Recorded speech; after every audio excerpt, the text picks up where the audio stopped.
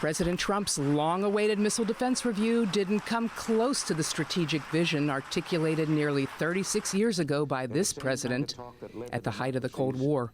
What if free people could live secure in the knowledge that their security did not rest upon the threat of instant U.S. retaliation to deter a Soviet attack, that we could intercept and destroy strategic ballistic missiles before they reached our own soil or that of our allies?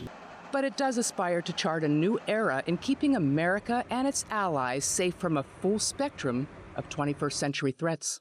The U.S. will now adjust its posture to also defend against any missile strikes, including cruise and hypersonic missiles. First and foremost, it calls for robust defense of the U.S. homeland, particularly from multiple independently targeted reentry vehicles, decoys, jamming devices, and a whole host of emerging threats that are harder to see, track, and defeat. For decades, the U.S. led the world in hypersonics research and deliberately chose not to weaponize these systems. China and Russia have chosen differently. To our competitors, we see what you are doing, and we're taking action. It calls for leveraging existing systems and developing new technologies to protect forward deployed forces and American allies from North Korea, Iran, and other rogue states.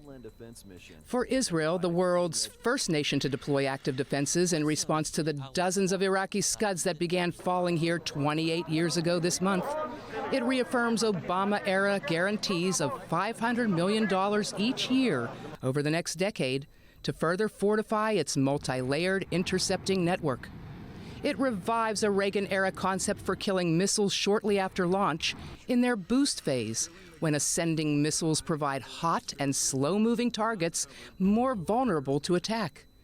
My upcoming budget will invest in a space-based missile defense layer. It's new technology. It's ultimately going to be a very, very big part of our defense and obviously of our offense.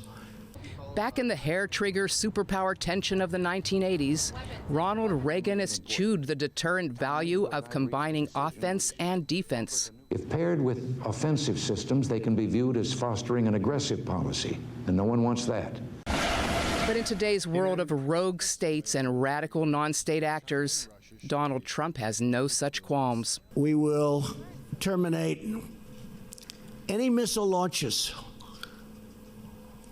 from hostile powers or even from powers that make a mistake.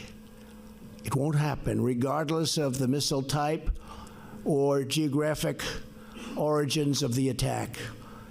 We will ensure that enemy missiles find no sanctuary on Earth or in the skies above.